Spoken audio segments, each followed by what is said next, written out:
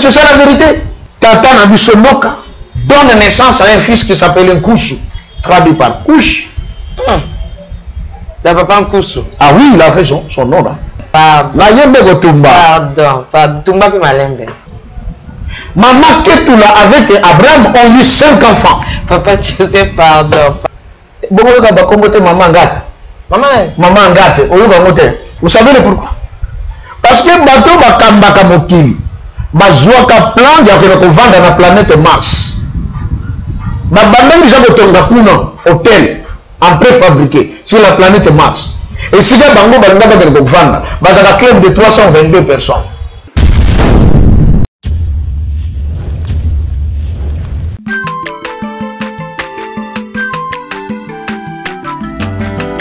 Mwana motote boa kosangai abongwa ni pete boa wangata Nzambe ya le Nazarien, le Nazarien, le Nazarien, le Nazarien.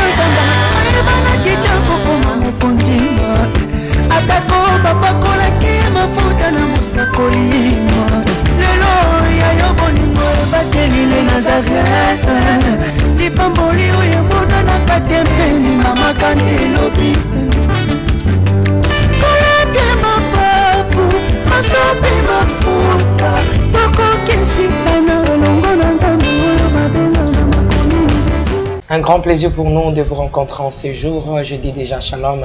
Bonjour et bonsoir chez vous, peuple de Dieu amoureux et amoureuses de Jésus-Christ de Nazareth. Vous êtes sur le Nazaréen, votre site, votre chaîne de référence pour tous les chrétiens qui sont partout dans le monde entier. La princesse de l'éternel Maman Tiffany Mokwa est déjà là sur ces plateaux de Table Sainte. Une émission qui réunit les hommes de Dieu autour de sujets importants, si très capitaux. Croyez-moi que aujourd'hui nous continuons toujours avec l'homme de Dieu, le pasteur Joseph.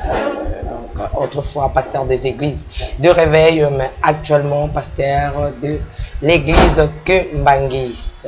Avec ses révélations, mais c'est cantique que je dédie à Papa Guilabala depuis l'Afrique du Sud, Maman Lauriane.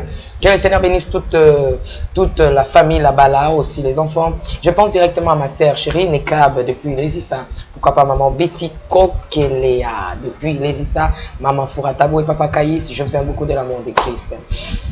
Derrière la caméra, c'est Alain Kerkala Jiramokwa. Je vous demande ces cantiques, le Sako Mokondia. On se retrouve tout juste après. Régie à vous. Alléluia. Merci le roi de rois.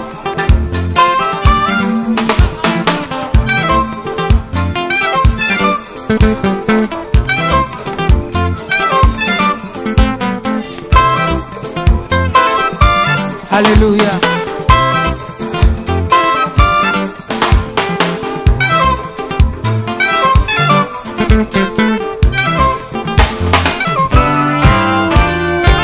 Tombola maboko na yo likolo. Lakisa maboko na yo.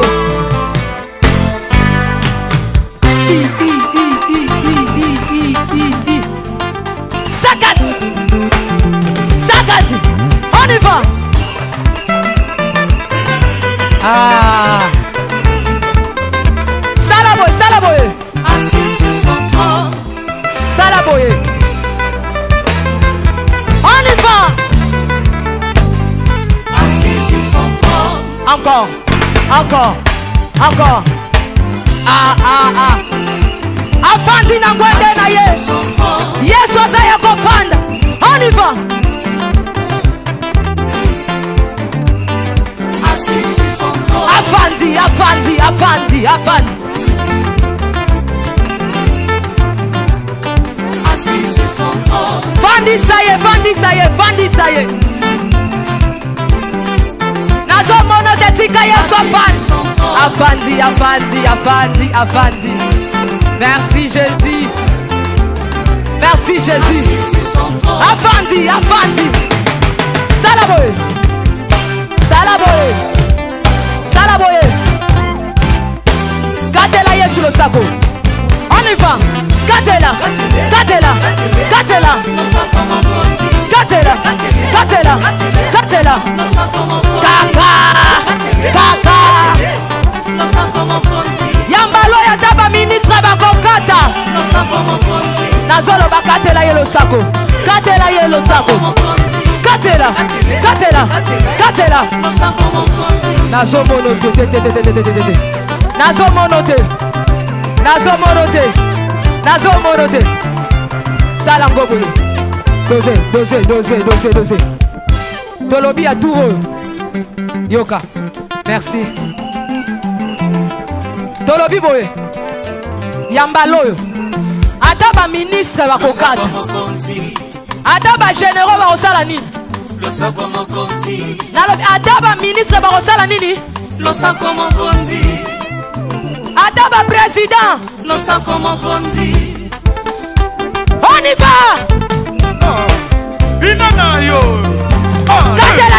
On y va.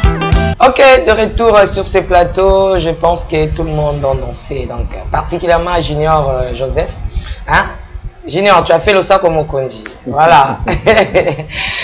En tout cas, depuis Kinshasa, Junior Joseph a dansé. Et je disais, je suis déjà avec l'homme de Dieu, le pasteur Joseph Chalin. Shalom. Comment vous allez, pasteur? Oui, je vais très bien. Et vous? Oui, je vais bien, merci. Par la grâce de Dieu. Au rythme de la République démocratique du Congo. Hein. Pas au rythme de Poutine. Vladimir Poutine, non. Mais au rythme de la République démocratique du Congo. Oui, on dit le Congo, Kinshasa, Mbokeleng. Mbokeleng. Mais ça, Nabiso na makambu Nabiso. Oui. Mais les gens m'ont posé la question pour vous poser. Affaire, il y a Vladimir Poutine et Kindewapi et Komawapi. Donc, toujours Kindewapi. Wow. Mais il y a ceux-là qui nous ont dit qu'il n'y aura pas de troisième guerre mondiale. Balinka a juste créer guerre pour affaiblir Russie. Et étant donné qu'Azo est un peu fort, parce que soit cette guerre, économique au diminuer, donc force n'est aussi là. Et la troisième guerre mondiale, il y a profession au Pesaki. Donc 80% il y a guerre mondiale, troisième isolation. Mais 20% on pose à nous. Bon, le problème c'est que on ne peut pas empêcher aux gens de réfléchir. Moutouaza libre, il peut réfléchir, donner son avis, son opinion. Mais il y a une chose que nous devons savoir, quand une femme prépare une nourriture, il ne la prépare pas pour la jeter dans une poubelle. La nourriture est préparée pour que les gens la consomment. Toutes ces armes qui ont été fabriquées n'ont pas été fabriquées pour les placer dans les musées. Nous devons nous détromper.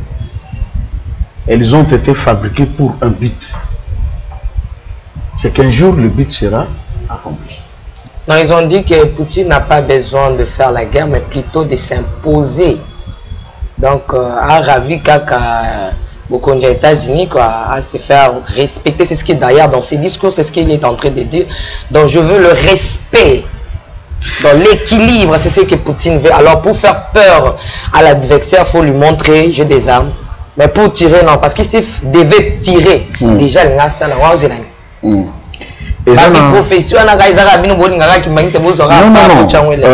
Maman Tiffany, permettez-moi de vous dire une chose. Ce n'est pas que Bisso Bakimbaniste. C'est des choses qui ont été dites. Bandeko Bazana Poto, eux-mêmes ils le savent. J'ai des frères en Suède, en Norvège, en Finlande, qui m'ont écrit.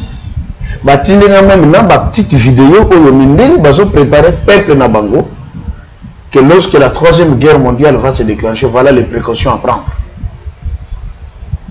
Bango Moko. Moi je ne viens pas faire de l'apologie de la guerre, je ne peux pas. Mais il faut te dire que moi qui n'a li réseau et que les gars n'ont pas. Oui, bon, qu'il est camion, mais les lots, pour banda, les camots, prophétie.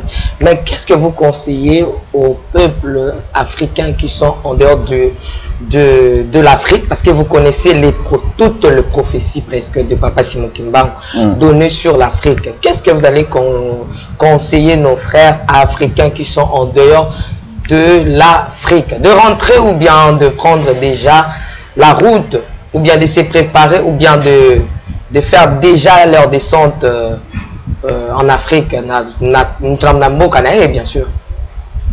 Merci beaucoup. En 1921, C'était le 10 septembre et le 11 septembre. Papa Kimbangu avait parlé. C'était comme le dernier mot naïe dans le Congo central avant qu'il ne quitte. Il avait dit ceci.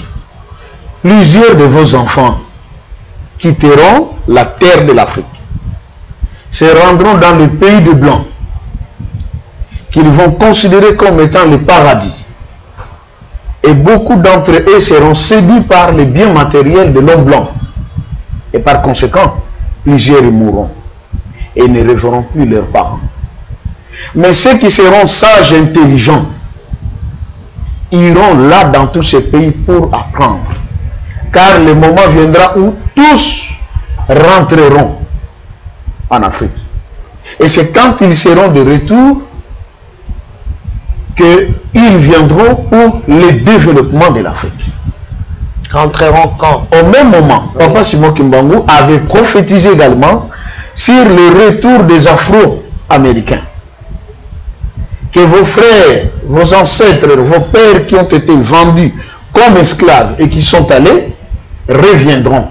Et d'ailleurs, Maman Mikal Mandombe, je crois que vous entendez parler, une des disciples de Papa Simon Kimbangu, qui n'avait que 12 ans en 1921, avait reçu la promesse de la part de Papa Simon en juillet et août 1952. Là, on sait que le 12 octobre 1951, Papa Simon Kimbangu est mort au Katanga, mais à partir de la fin de la semaine du mois de juillet et la première semaine du mois d'août de 1952, Papa Simon Kimbangu était présent en chair et en os avec ses disciples à Loa, en province orientale. Le premier jour qu'il est à Paris, il est venu avec le pseudonyme de Joseph Ntumba, avec un autre visage, et il portait des lunettes comme moi, en pantalon chemise, se présentant comme un missionnaire protestant, accompagné d'un couple qui avait un bébé. Mais quelques jours seulement après, peut-être anticipé, Papa Simon Kimbangu s'est manifesté tel qu'il était. Que s'était-il passé? Bref histoire. Ils arrivent le dimanche matin. Papa Simon demande au relégué s'il pouvait lui accorder la permission de prêcher ce dimanche-là. Il dit non. Biso moito peso nzela oteya ezate parce que yo za protestant. Biso tozali ba kimbangiste. Batu ya Kintouani. Nous avons notre modèle Tata Kimbangu. Et nos prédications, oui, nous prenons la Bible, mais nous avons également une histoire propre à nous. Ils voulaient insister, mais eux aussi, ils étaient catégoriques. Qu'est-ce qui va arriver? Quelques minutes après, le ciel commence à sombrer. Ouf, c'est la pluie qui s'annonce. On a dit, ils ont déclaré que c'était une pluie torrentielle. Ils se disaient même peut-être que c'est encore un second déluge. Vous les autres bêtes tellement makasi na kobanda wana. Maman Mikal est allée supplier le monsieur. À comprendre que non, vous les autres bêtes zakarna nzambe parce que tomoyi tata oyo ateya. Et quand vous êtes allé les supplier, oh pardon, il y a kaka comme ça, yo côté, il y a Zambalimbi, ça, tout ça. À quelques secondes près, vous les katana. Baye, babone ko pangsa baba et tout ça, parce que le culte devait commencer. Okay. Et qu'est-ce qui se passe? Ce monsieur était logé dans une petite cabane.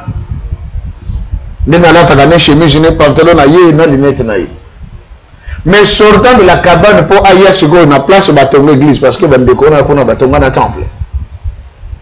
Batala, c'est Papa Simon Kimbangu en panne. Une histoire longue. Avant Aya et Panabango, il y a eu beaucoup de visions, de révélations qu'ils avaient reçues, que Papa Simon leur disait, Nazoya, au fond d'un abîme. Et ils étaient avec lui 2 semaines durant. Nous avons le qu'il a fois passé que Papa Simon a eu sa maman Mikal Mandombe, Alamba, Soso, Soso Moko, Batu Nyonso, Basakana, il ou a valia yango, Soso ici là. Je veux dire ceci.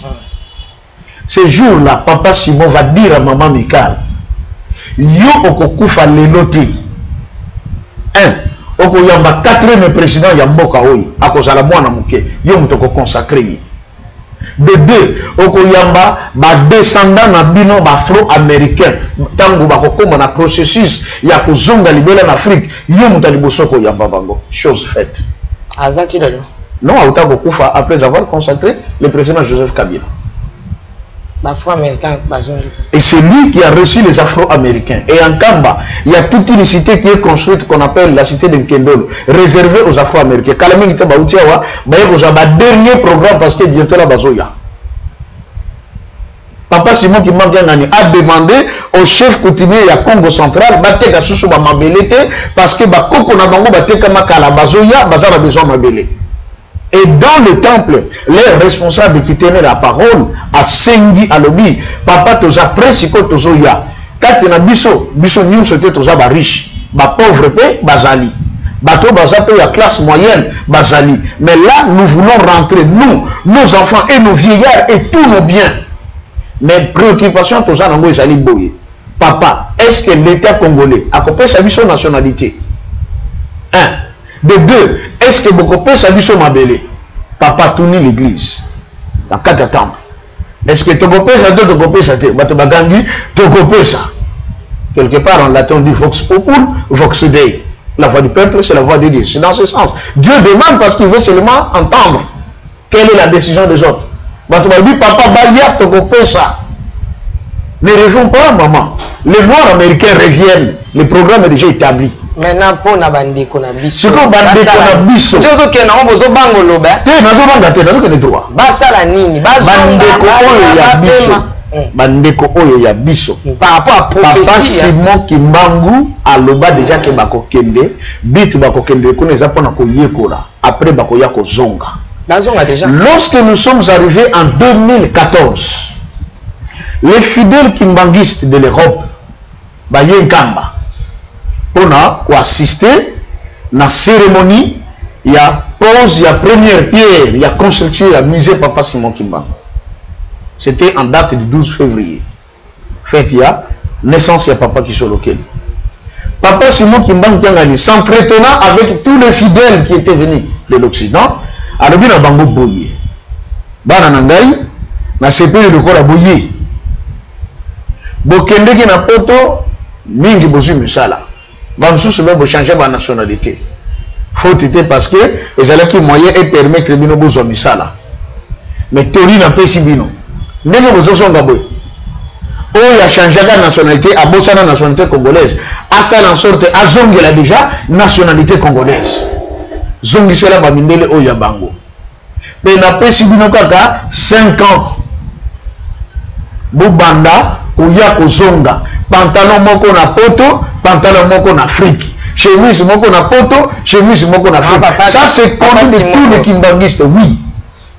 T'es tout le bagage kimbanguiste, c'était tout le bagage africain. Et avant nous sommes kende na koloba. Donc alors na bango bobanda ko s'apprêter pour na koya kozonga. Parce que tango et si ekoki, botikali na 5 ans.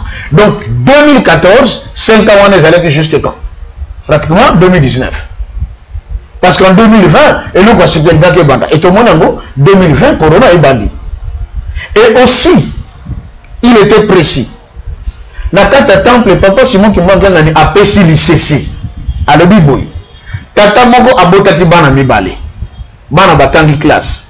Tant que silisi que là, si balobi na tata na bango papa, classe to silisi, mais besoin to ça nango, to soua mosala. Mais mosala biso to sala, to ngo travailler en Afrique était tinga biso na poto.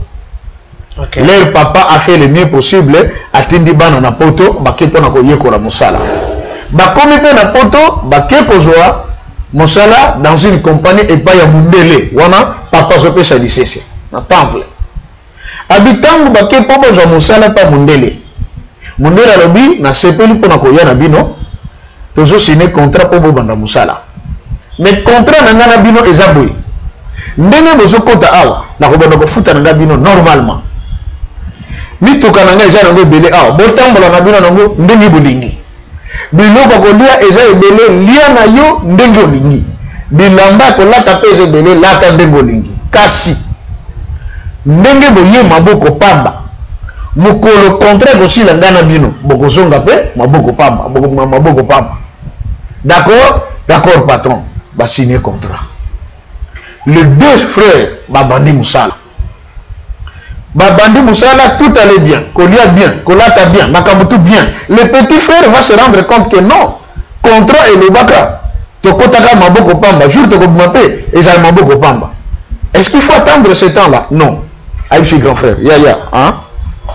On doit faire attention. Hein? Le patron avait dit, nous sommes entrés même réduit, nous y sortirons même réduit. Non, non, non, déjà mon économie à biloko.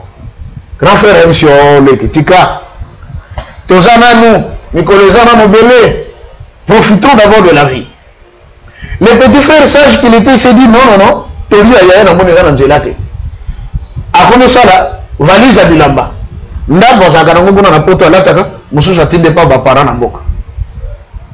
Apusi muke asamisi mongo asombi mutuka. Mutuka mongo tamu na poto, mongo atie na mai eye na mboka. Asamisi mongo asombi ndako na poto, asombi ndako na mboka.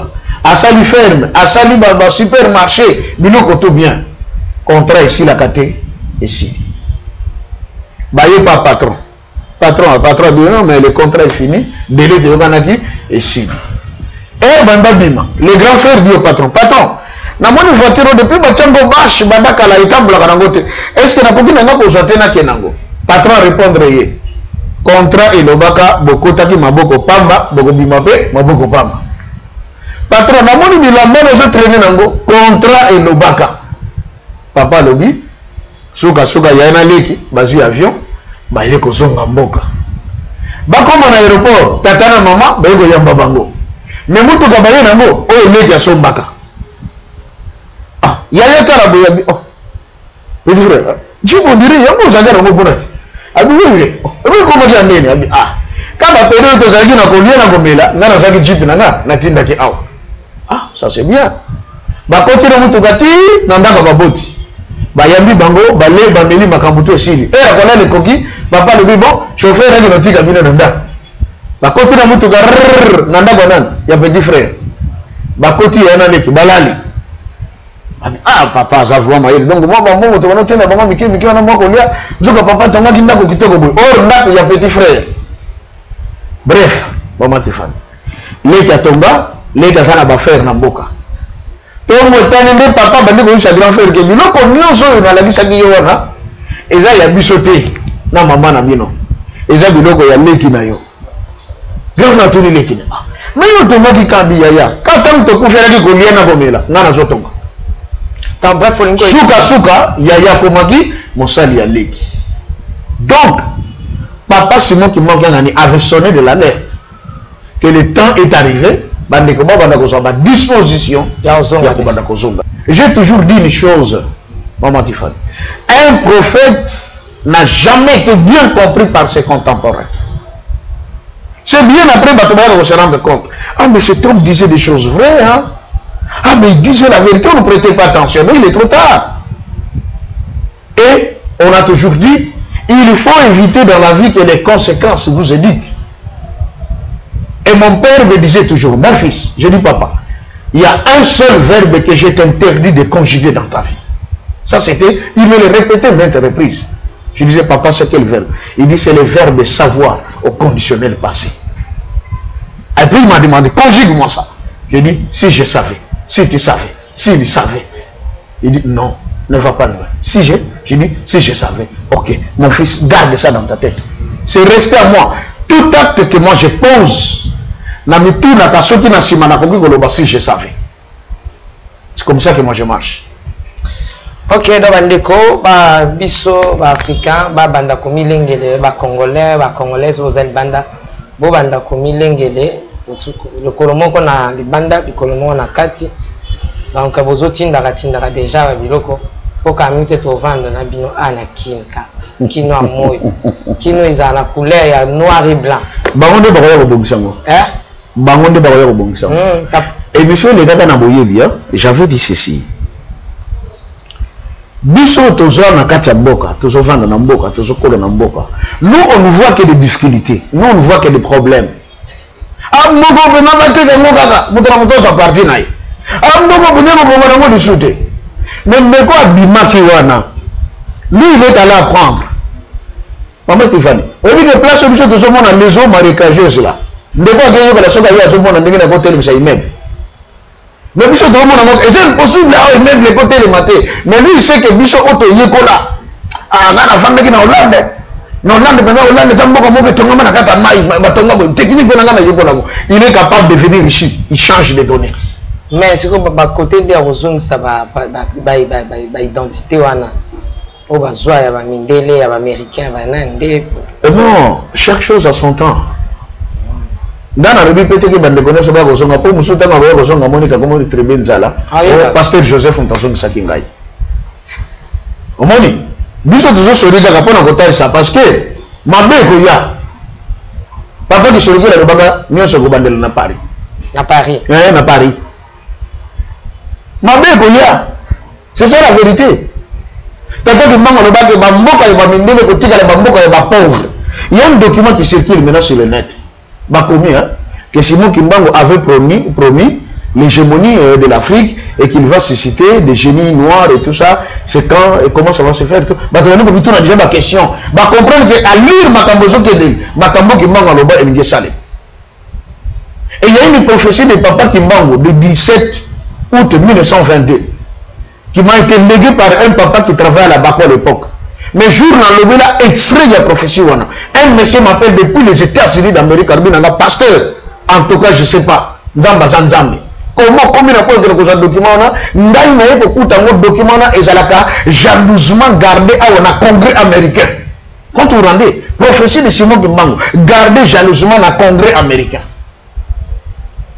Vous voyez que Makambo et Lobamona et que ça n'est pas. Ils le savent. Sur l'église à Kimbangiste, ils ont la kuna. Babu azadi alo comment kuna to yale to ringa Kimbangisme. Merci papa Joseph.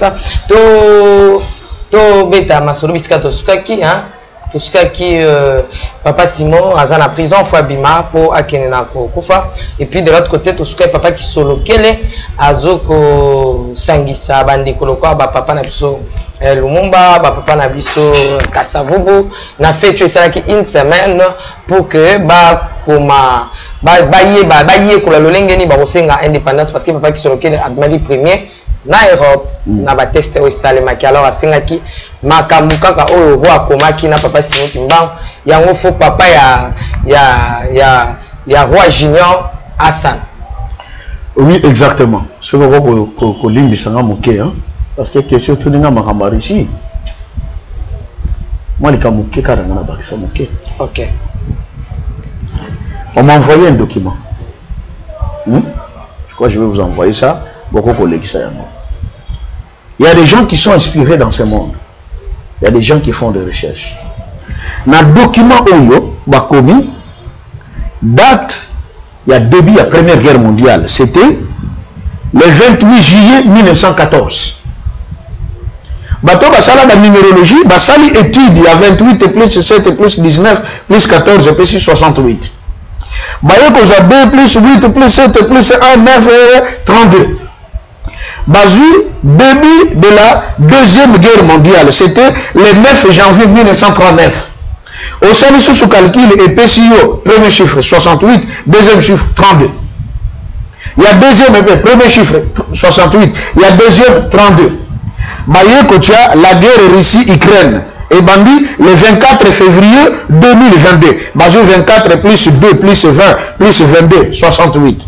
Bazou 24 plus 2 plus 2 plus 0 plus 2 plus 2, 32. Pourquoi Babilo Kouana et Zambégemoko?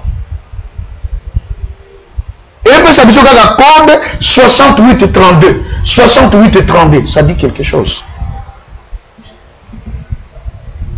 On ne rêve pas. Papa, je vais sur la guerre pour y okende. Nazo la guerre té. Pour nous papa, je ne comprends pas pour ça souci à prophétie papa c'est moi ko kisama. Eh, nsuka ya ntatu na lobi te ke vita ntatu. Vita ntatu. Donc linga lilo ba vita ntatu ko kisama. Na lobi te na ça peut pour te que guerre ezala. La guerre quand elle arrive, elle est destructive. Eh maman, je peux pas vous dire ce que moi j'ai connu comme effet néfaste de la guerre. Moi, j'ai perdu des histoires à cause de la guerre. À Kimbangu. Moi et mon frère, on avait une grande pharmacie. Et Koufa na Mokolomoko. On est devenus des pauvres. C'est à cause de la guerre. Nabana Bossa na Médecins Sans Frontières. Mon frère est à Mokolomoko. À cause de la guerre. Babomana ba malade, donc c'était catastrophique. D'ailleurs, il y a dans le Dieu même. Parce que nous, on n'en est pas sortir de là vivant. Mais les autres, ça. Je ne soutiendrai jamais la guerre, ça non, en tant qu'enfant de Dieu ou serviteur de Dieu. Mais c'est des choses qui ont été établies malheureusement. Savez-vous que dans le livre d'Apocalypse, quand on parle de 4 cavaliers, il y en a qui vient pour provoquer la guerre. C'est dans la Bible. Va, ôte la paix dans le monde, pour que les hommes s'égorgeassent entre eux. C'est la guerre. Vous êtes zambé, donc une date d'exemple de l'intention de commander. Voyez, et ça, les Cambosco, bateau tous en conscience, tous un peu, maman, tu fais de ma maison, Bénin, la Babylone. On nous avait dit que le 21 décembre 2012, ce serait la fin du monde. Est-ce que ça est bon? Vous savez le pourquoi? Parce que bateau va kambaka mokili, bazouaka plan, il y a que nous vendre dans la planète Mars. Babanda, ils ont tonga kuna, hôtel, en préfabriqué, sur la planète Mars. Et si les bango vendre, bazaka club de 322 personnes. Il y a des grands secrets dans ce monde. Si vous pensez que Bango Bakena Bango en 2012, le 21 décembre, Bakuta m'a déjà Kuna, Bango et détruire la planète Mobimba. Après des temps, Bango Bakita posséder ma belé. Si vous ma belé, Bango va hériter, Nzambe de côté, Bango Kaka. Dieu les avait confondus.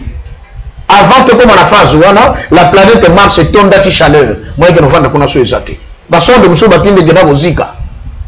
Ba changer de stratégie, ba tongi ba bunker. N'est-ce que vous avez un bunker, monsieur Tonga Mamine, les États-Unis, la Brésil, la Russie, la Chine. Et si vous avez un combat à menacer, ce que vous avez mis mon kim.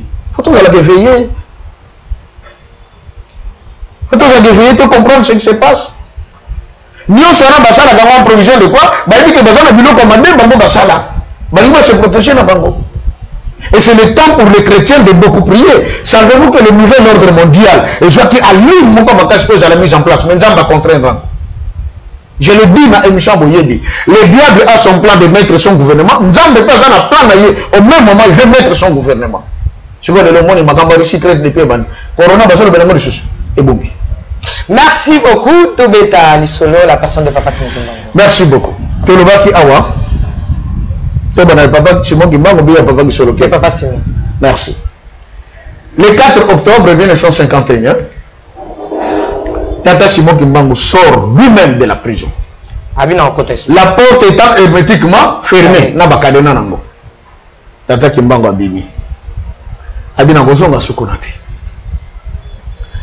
Militaire a dit pardon que ça la boito comme Mishangangam. Arbi non. Mon temps est accompli.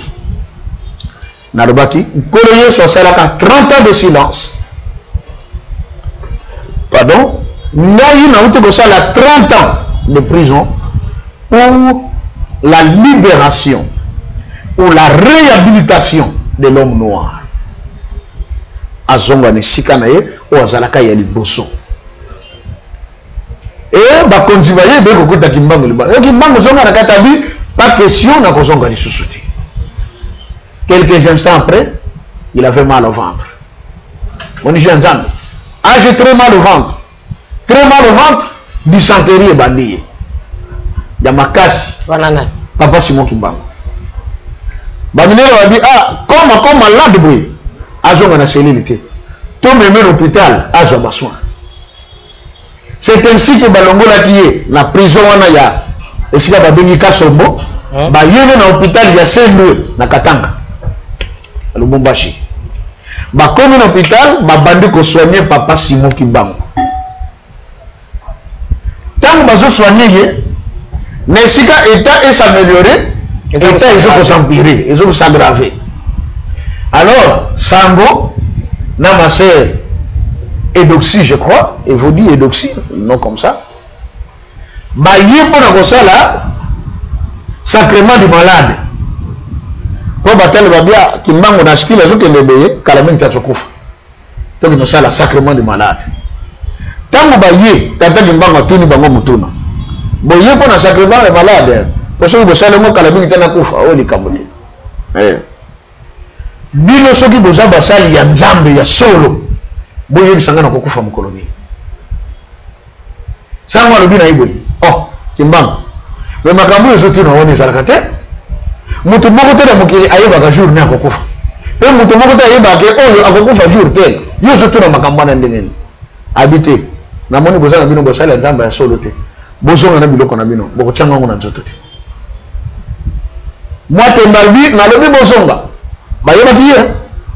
Abi ah oyo keba, sobe ba ndiko insister e go beba. Sangwa plier plateau na ina biloko ni nyonso na maser bazongi. Tata Kimbangu va réunir tous les malades qui étaient dans son pavillon et les militaires qui les gardaient. Aïsi bango bana na ngai. Bango ba yeba lobi ke baza basala nzambe ba yimu kolonga na kokufa te. Baza basala lokuta. Soki na bosani que c'était un mercredi.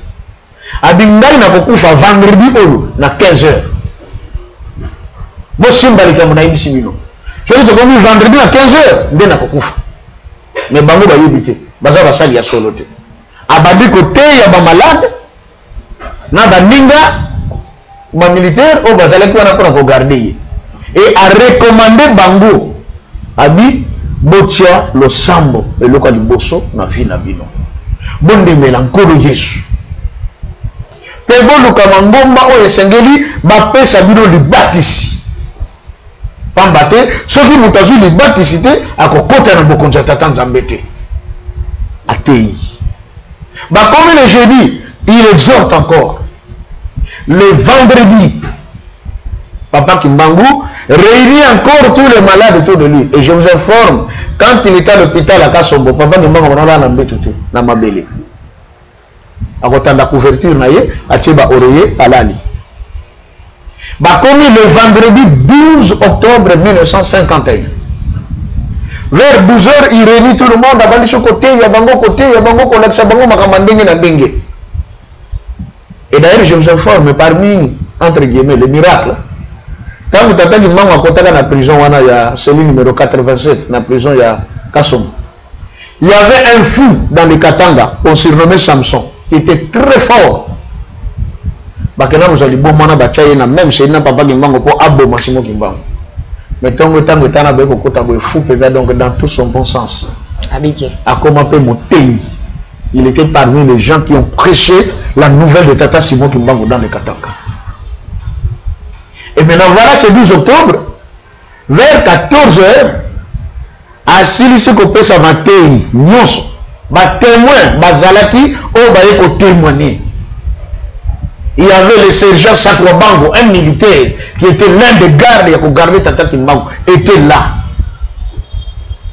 Habitant comme il a 14h, Tata Kimbangu attendu couverture na bien, a tcheba oreiller. Habibana nangai, botika la malamu, bobo sana likamba Tata Nzambe te, bobo sana lo sambo te, et yanga nyonso boke deke lo sambo. Ngai nazotika bino, na kei na ngai, potango nanga toyoka na nkolo Yesu, et koki. Il regardait ce pendule qui était sur ce mur. Elle a commis à 14h50 et quelques. Tata Kimbangu a kangi le kofi. Abeti 3 makofi na gauche, na mopanzi na droite, na mopanzi na ye. Abeti 3 makofi na gauche awa, na mopanzi na ye. Asilisi, amibongisi bien. À 15h juste, a bien du souffle. Quand on a quitté ça du souffle, à Balusi Moutou. Bateau Bazalé, on a combat pour demander parce qu'il n'était pas dans un état de gravité. Tala Basoda n'est pas Bazalak. Ça comment on le dit? Ah, Simon, on peut dire que ça a fait bon. Bon. Comment on va faire bon? Yo mtoka Chicago pour le Barabisho Bongo, au Kitty Super Moutou, au Kangipe Micho, le Barabisho de Yoko. Ni le Yoko Sara, Simon. La Bouga. Solo abisho makambo toko solo Simon asola mukate Simon la mukate bone boy Simon asola mukate Sakwabango militaire na mokonzi na ye ba ye ba nete koningisa papa Simon Siakangami. Oh oyo blague ou bien vérité ba ningisi ba sentir que non Siakangami asa déjà kokufa cri na hôpital Simon Koufi. Panique dans l'hôpital. Rapport était direct dans la conduite. Kuna Simon a Koufi. Bakontroli non.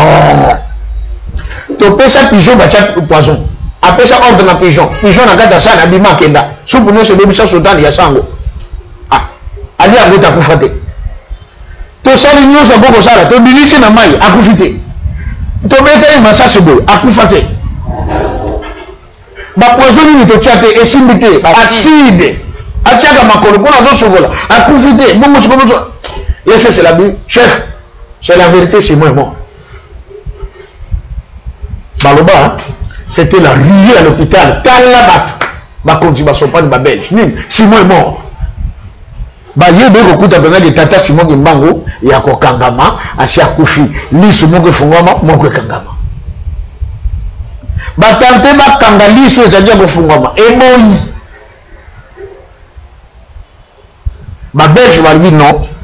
On ne comprend pas comment Kokufa boy. Nous devons faire l'autopsie à Koyeba Akoufeli Nini. On amène papa Simon Kimbangu en salle d'homme. Bah comment on a salle d'homme pour boyer?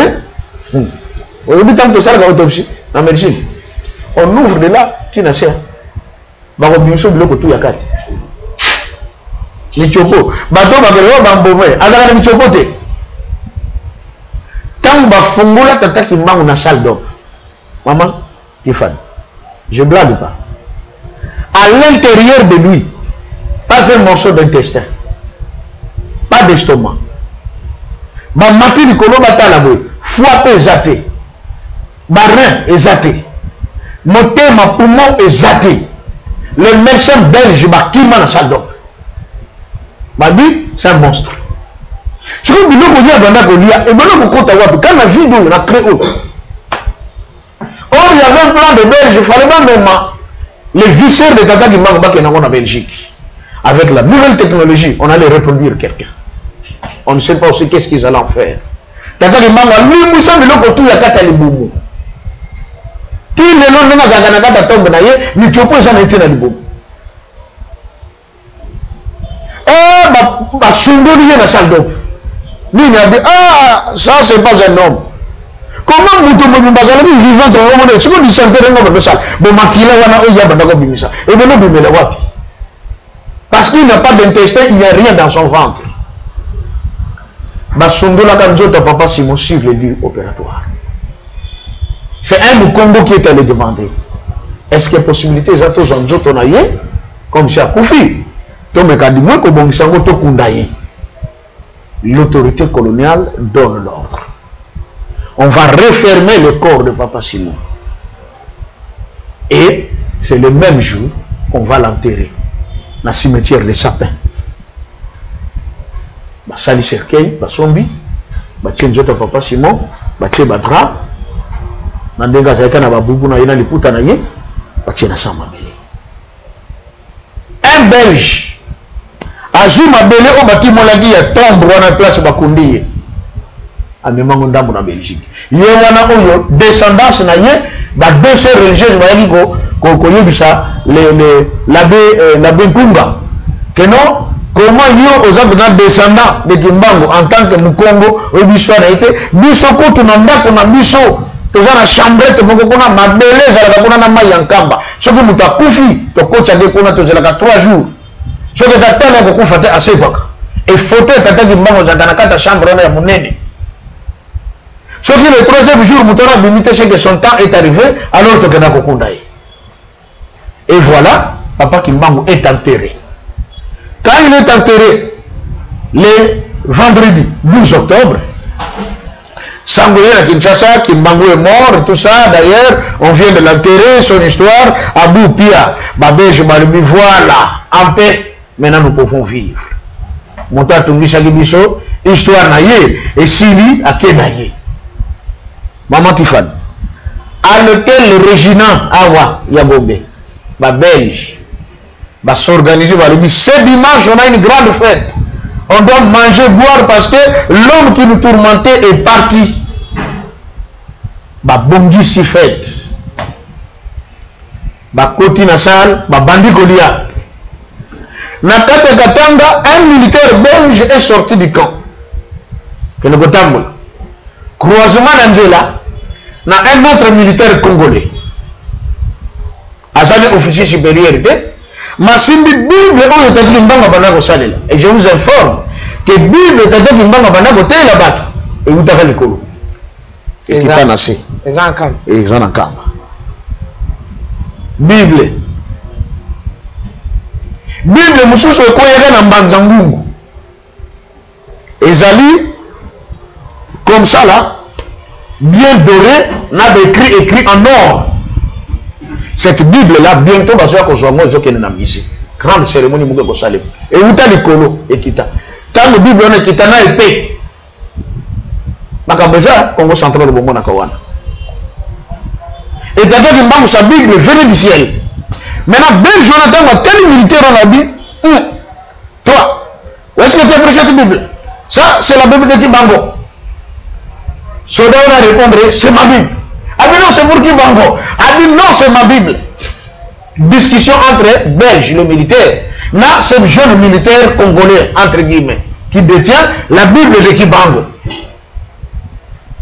Militaire belge, se considérant chef, ailleurs par force à botte la Bible, dans ma bokoya, jeune militaire one. Tant que Simba boyo, à Simba les meilleurs. Le boko ne koti boye et les kani a connu ko Simba moté.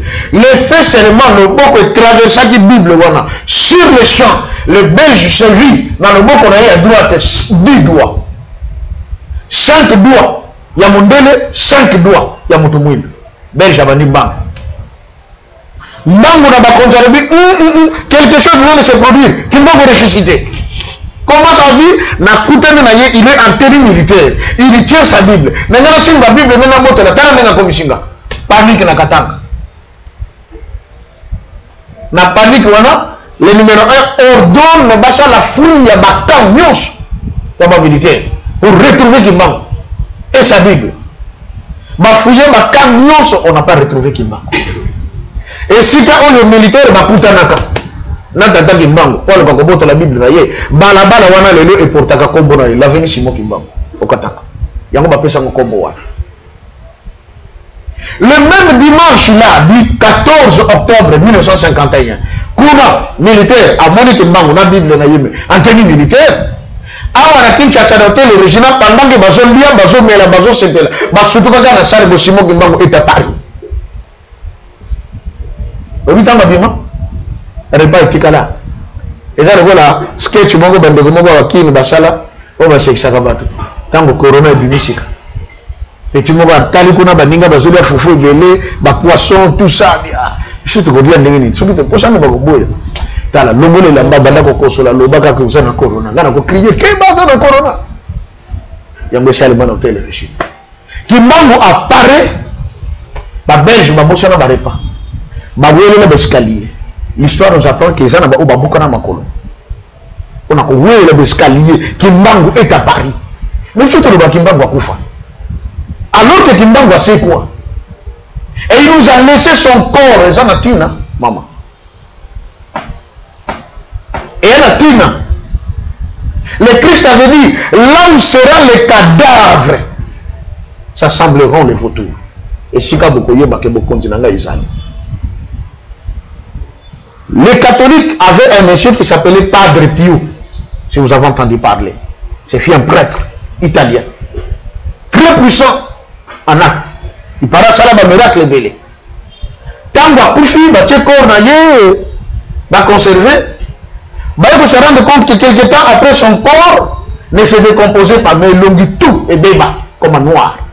Il ça les masques qui assurent. Il va remplacer les longues. Mais tata qui manque. Ressuscité ce jour-là du 14 octobre 1951.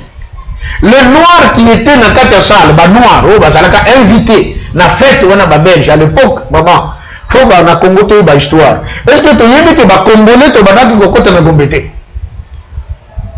Est-ce que tu y ba Congo? Pour au côté au lowa na Kasavu, au côté na Gombe, France à la carte avec le numéro de matricule. Bateau babana kopesa ba carte na numéro bono benga bango les évoluer. Donc si vous avez la carte on a dit tu peux pas mettre pied à la Gombe. Séparation j'allais dire rage. Kuna, Mindele, Kotoyo, les indigènes. Et maintenant, parmi les évolués, ils ont invité quelques Congolais qui mangeaient avec eux dans la salle. Tant que l'eau est salement, les Belges et les Kim, les Noirs, les Mémans en Belgique, les Belgiques, beaucoup de gens qui ont beaucoup de gens qui manquent et ressuscité. Et voilà maintenant, en 1952, Papa Kimbangu apparaît à Lowa, dans mon moment amical. Il a vendu 2 semaines. Et le jour qu'il est monté au ciel, bandeko mingi ya province orientale bayibi likambonga na zolomba babeta tango ke na butona mutambi malibanda te ko likambonga makase ko salem. Le curieux ne manque pas, bado kotala qu'est-ce qui devait se passer. Tourbillon et salema ya moto et utana se matalikolo et ils ont vu Simon Kimbangu entrer dans ce tourbillon à Mati.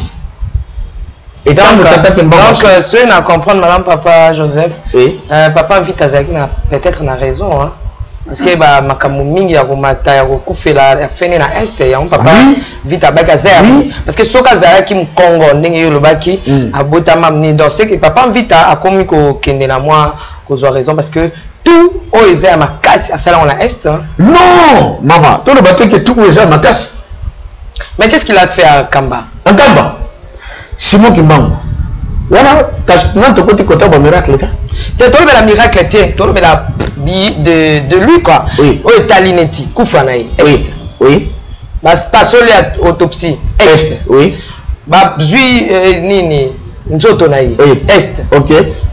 Abimi quoi apparaître pour parce que ce que le témoignage que Batbanak Bamonaki que assez oui, c'était toujours à l'est. À l'est, oui. Toi, tu as recossé quoi entre guillemets, hein, parce que moi je le confirme. Non, je prête seulement vos paroles. Ok. Nanga nazo confirmer, nazo prêter ma parole. Merci. Pour bande comme ça, maman Tiffany. Okomi kimbangiste. Quand tout a terminé, papa, non, moi je ne suis pas kimbangiste, mais je suis celle que j'aime et je crois aux œuvres de papa Simon Kimbangu. D'abord, côté sangana kimbangisme, et puis je reste journaliste. Okay. Voilà. Je n'ai aucun problème avec notre papa Kimbangu. C'est un peu ça. Nazo ça l'analyse. Quand on dit mais papa Simon pas épexip sur analyse. Ok. Kokufa est. Kose quoi est. Makambutu. Au moins tu es quelqu'un est. Merci. Mais là on est aux exceptions de l'obaki papa Simon Kimbangu azam Congo tazam ta est. Merci Simon. Mais papa vite à fond. Très bonne réflexion et bonne question. Pourquoi Makambo n'est que ça le mana est? Il y a Tina Maman Tiffany. Et est comme tu as la richesse hein? Et il y a Tina Maman Tiffany. Totanga Bible. Est comme tu sibisaka totanga. Totanga Bible. Genèse chapitre 2. Genèse chapitre 2 à partir du 7e verset.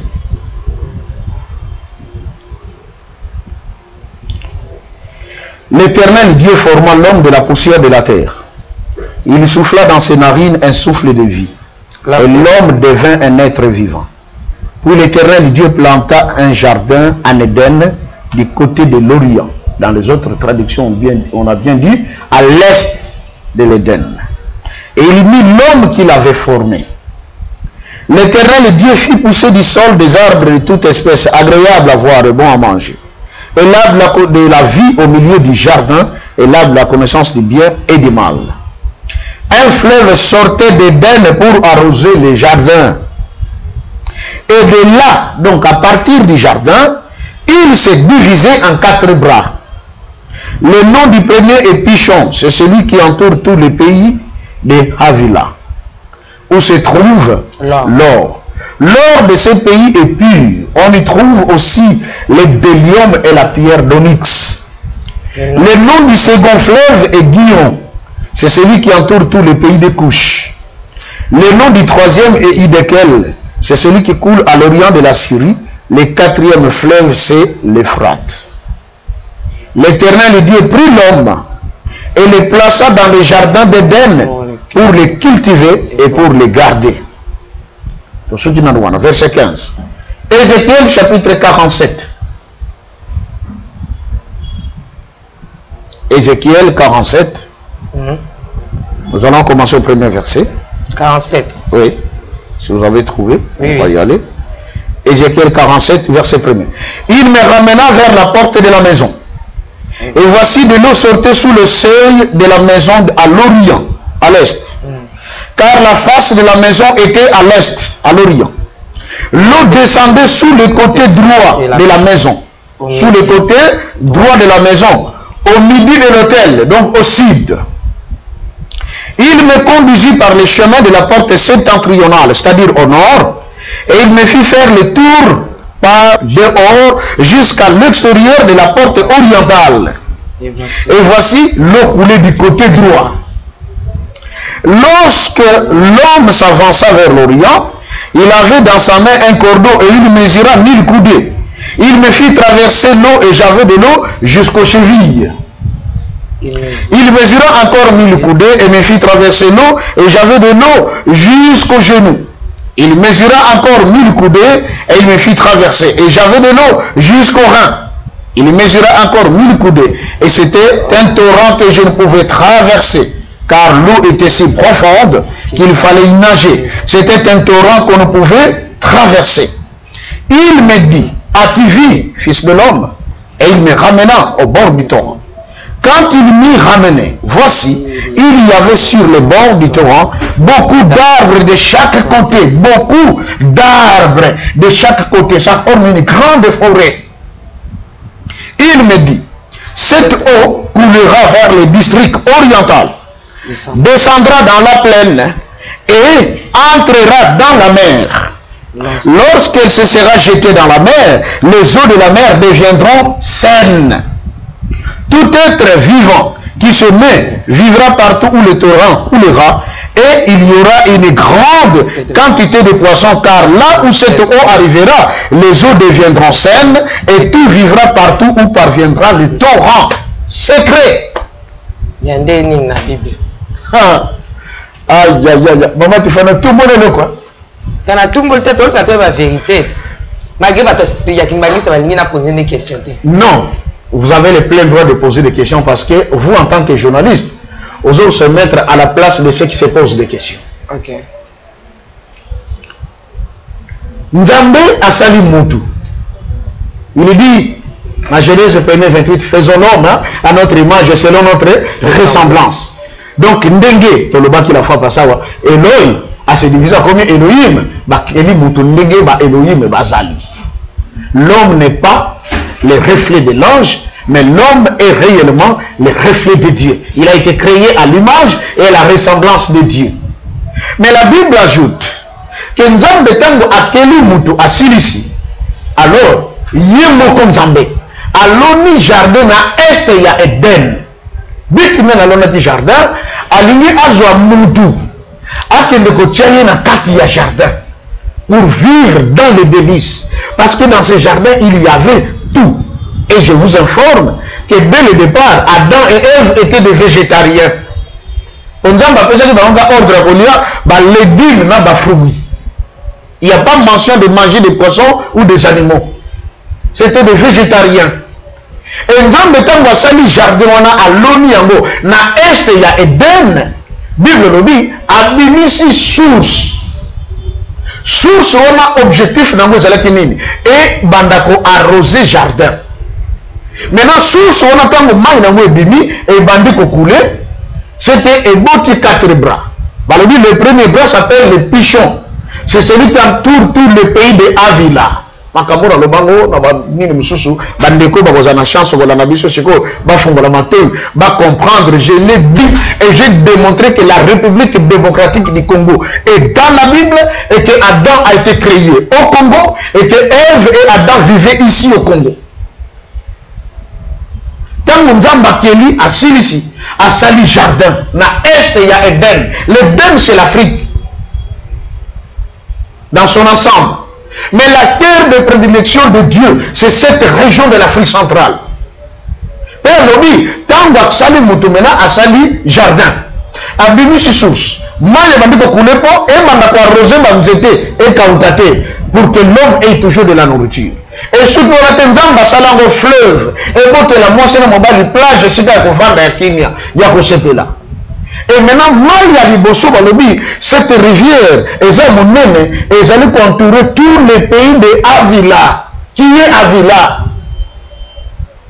Avila est le descendant de Noé par Couche. Tata Nabisonoka donne naissance à un fils qui s'appelle Nkoussou, traduit par Couche. C'est papa Nkoussou. Ah oui, il a raison, son nom là. Et oui, puis papa, c'est pas ma église de Noir au Nan. Papa Nkoussou. C'est Papa Nkoussou. Papa Nkoussou. C'est Nkoussou qui est devenu Couche. Mputu qui est devenu Pout. Minchana qui est devenu Israël. Une Sémi qui est devenu Sem. Mais c'est ça la vérité. Je vous ai dit la fois parce que ces gens-là n'étaient pas des Français. C'était des Congos. C'était des Africains. Et maintenant, Noé a eu un fils qui s'appelait Nkama. Nkama donne naissance à Nkoussou ou Couche. Couche donne naissance à Avila. Avila, c'est lui qui est venu occuper cette terre après la sortie d'Adam et Ève. C'est ça le pays de Avila dont on parle. Et il y a un problème parce que j'ai lu un document qui a été écrit, je crois, par M. Honoré Ngwanda. Ce document est intitulé La judaïsation du peuple Tutsi. Tutsi, peuple juif. Parce que Bazali, descendant du roi Salomon avec la reine de Séba. Or, ce n'est pas la reine de Saba, c'est la reine de Séba. Séba, c'est le Yémen aujourd'hui. À l'époque, on appelait ça l'empire du Séba. C'est là qu'est venue cette femme qui est allée rencontrer Salomon. Et Azouakazeb n'est pas Salomon. Babota Moana. Cet enfant s'appelait Ménélik. Ménélik est l'ancêtre des peuples Tutsi. Certains. Parce que d'autres Tutsis ont pour origine d'autres planètes. Et ce peuple est venu occuper le Yémen. Après Empire Yagi Bokotati, dans la corne de l'Afrique, l'Éthiopie, ainsi ce peuple avait aussi traversé. Aujourd'hui, il y a des Tutsis qui disent que la République démocratique du Congo c'est leur pays parce que ça appartient à leur ancêtre Avila. Or, qui est ce Avila dont on parle? Genèse chapitre 10. On appelle ça la table des nations. Ils verront tout ça. On a besoin de sa postérité. Il y a Bananion sur Noé. Sem, Cham et Japheth. Et notre père Abraham, quand maman Sarah Akufaka, il avait pris pour femme Mama Ketula, traduit par Ketura. Maman Ketula avec Abraham ont eu 5 enfants. Papa, tu sais, pardon. Tumba puis Malembe. Maman Ketula. Oui, c'était une africaine, une éthiopienne, et c'était une négresse. Azaba Mondelete. Babota qui 5 enfants. Jokshan, Saba, Avila, Ophir, qui me lisent. Genèse 25. Les enfants qui sont sortis du mariage d'Abraham avec Ketula. Avec maman Sarah, ils ont eu un enfant. Isaac. Avec Agar, ils ont eu également un enfant, Ishmaël. Au total, Abraham a voté et il avait au total 7 enfants. Mais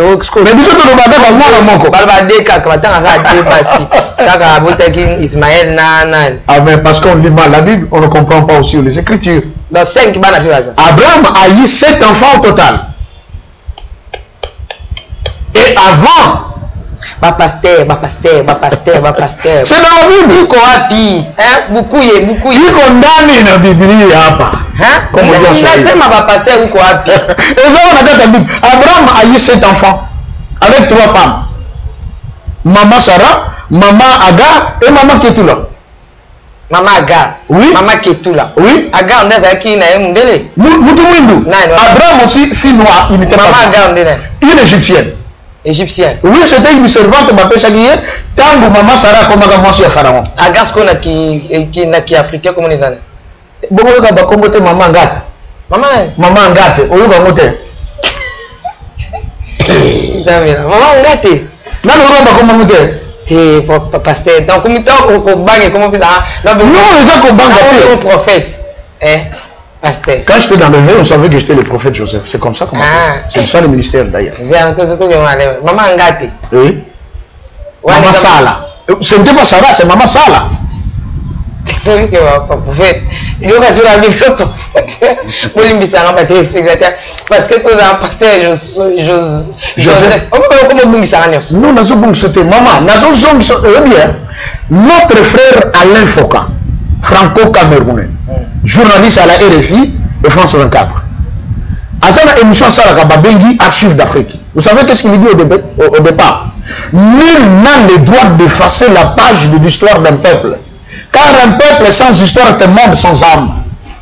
Nous avons vu l'histoire, voilà pourquoi nous sommes perdus. Donc, Abraham, ce que nous devons retenir, c'est qu'Abraham avait eu 3 femmes. 3 femmes. 3 femmes, même si on a l'église, Agar. Agar, comme on est africain. Angate, maman Angate. Ok. Tu es deuxième femme. Maman Sala. Maman Sala. Sarah. Voilà. Ok. Abouti Moko. Oui. Troisième mois, sinon. Maman Ketula. Maman Ketula. Ketura. Baboti bana 5 bana ana Isaac comme vous n'avez pas africain. Tous ces veaux, les rires. Hein? Tous ces veaux, les rires. Et bongo Ismaël, n'Afrique. Bon, voilà tu le cas débat. Papa Joseph, il faut que ma mouille taoyo.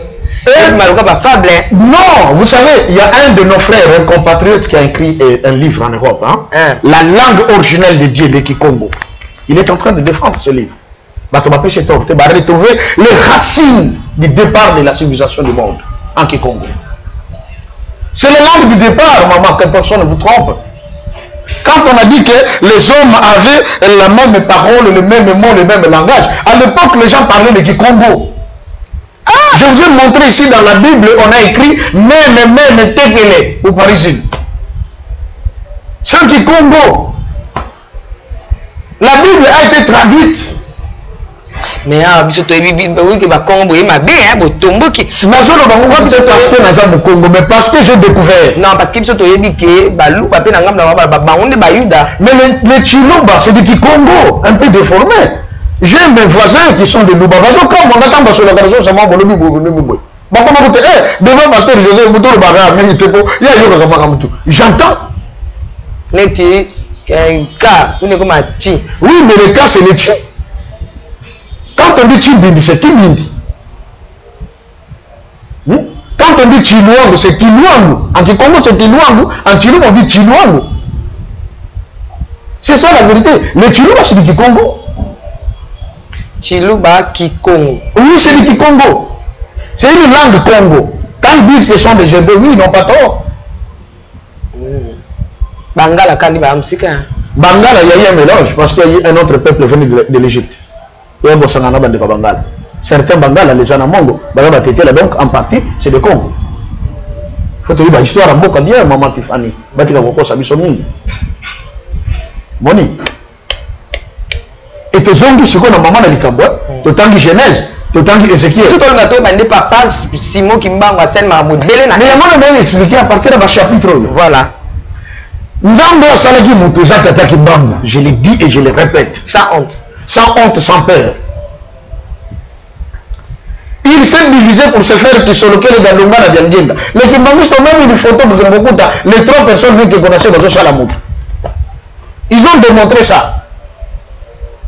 Faisons l'homme à notre image et c'est notre ressemblance. Et Adam a été créé en Kamba. Là où il a été créé, la carte d'Afrique est apparue. La carte d'Afrique est Bima Yangomoko. En Kamba. Reste pas qu'elle a dedans. Oui, quand Dieu les a créés, aïe qu'on vende Sabango à l'est de la RDC Est, qu'on vende na Katanga, Tio, Bimi, la province orientale. C'est ça le paradis terrestre au Tanga dans la Bible. Parce que le paradis est en Asie. Non. Le paradis c'est au Congo.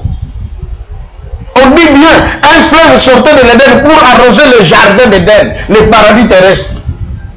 Et le premier fleuve, c'est le fleuve Pichon, le fleuve Congo, qui entoure tout le pays de Avila, le fils de Kouch, Nkoussou, la RDC. Mais on va le dire qu'au-delà du fleuve de l'Éthiopie, mes adorateurs, mes dispersés m'apporteront des offrandes. Ésaïe 18, verset 7. Au-delà, Misonde, Awa, RDC. Pays où la mise en place effective du royaume de Dieu sur la terre. Et quand on Afrique et Mobile. C'est là que nous allons maintenant. Et on dit à partir de wana ba branche mususu ya mai wana et botani. Il y a l'Imosso, on appelle ça les guillons qui entourent les pays de couche. Les pays de couche, c'est l'Éthiopie, la zone des grands lacs. C'est en Afrique, c'est pas en Asie. Et je vous ai démontré ici, Maï Matakande Mbappé, Maï Saraganini et Kitaka. La RDC est au-dessus de l'Égypte. Parce que Maï était en Égypte, source Nango, la Caldaire, en province orientale. Le Nil trouve sa source chez nous, en province orientale. Et qui et les qui na Éthiopie, et les qui na Érythrée, et qui Soudan, et comme en Égypte, et Mibouaki, dans la mer Méditerranée. Et quelque part dans les livres de chroniques, je crois, 18, on dit, c'est le roi Ézéchiel qui avait bouché les eaux du fleuve Guillon pour former ce qu'on appelle la piscine de Bethesda. Et moi, on attend que vous continuez et que vous avez deux autres ramifications. Et à savoir, Maman Tiffany, quand Nzamba Salaki Mokili ne Bandeli, la terre était unique. C'est bien bon. Ma belle avait séparé de la continent. La terre était uniforme, unique, ronde. Ma belle, là comme ça. Mokokaka. Lorsqu'il y a eu le déluge avec Noé, déluge Tangoshimi, dans la descendance de Noé va naître un monsieur qui s'appelait Peleg. Quand Peleg est né, la terre a connu des fissures. On met le nom de Peleg. Mais dans le Congo, il y a un nom qu'on appelle le Pelenda. D'où est sorti le nom du roi Pelé, le footballeur brésilien. Et Bandeko et Amérique, nous avons fait des tests d'ADN. D'ailleurs, le roi Pelé, c'est votre frère, il est Mutandu. Roi Pelé. Roi Pelé. Savez-vous que Mike Tyson a sa mouille? Mike Tyson a sa mouille. Roi Pelé, c'était Mutandu d'ici. Moi, je ne suis pas Mutandu, mais il est de là. Je dis ce qui est vrai. Bango moko ça la test. Ndeko na biso yo azalaki coach ya équipe Léopard, comment il s'appelle encore? Le nom m'échappe. Il était au Brésil, Barcelone il a dit nous sommes des Congolais. Je suis réclamé au Brésil, Bandeko Bazo Linga, na la conférence au Brésil. Et les Brésiliens noirs et les blancs viennent nous entendre sur l'affaire de Tata Kimbang. Na pas na matozana Bandeko ba Congo bazala kuna batekama bandaka la bazo garder culture Congo jusqu'à aujourd'hui. Nous devons nous découvrir parce que c'est maintenant notre temps. Tata Simon qui manque ngana zolo bana biso polele tango to komi ezali tango na biso. Tango ifweni. Ntango ifweni. Je crois que nous devons conscience de moi il faut comprendre que tant chez Koki et ça que alors on va continuer comme on la biso. Il est pire à un homme s'il ne se connaît pas. Et la Bible le dit, je crois dans Galates 4 qu'un héritier n'est pas différent d'un esclave tant qu'il est encore enfant. Qu'est-ce qu'il fait enfant? Mais toi, j'habitais, c'est un enfant. Parce que j'habitais. Mais celui qui a la connaissance, il grandit. Et le Christ a dit, vous connaîtrez la vérité. Je le répète encore. La vérité vous affranchira. Donc il faut qu'on la, au lieu de la connaissance, alors Dieu est affranchi.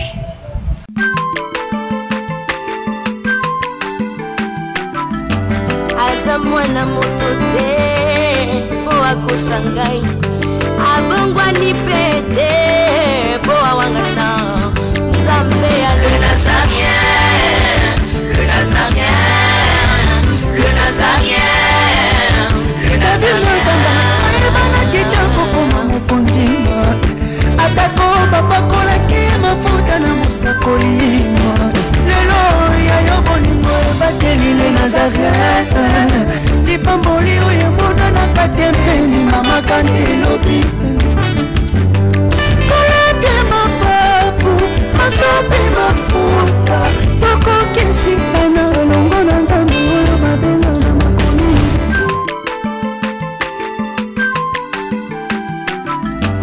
aza mwana moto te po akosangai abongwani pete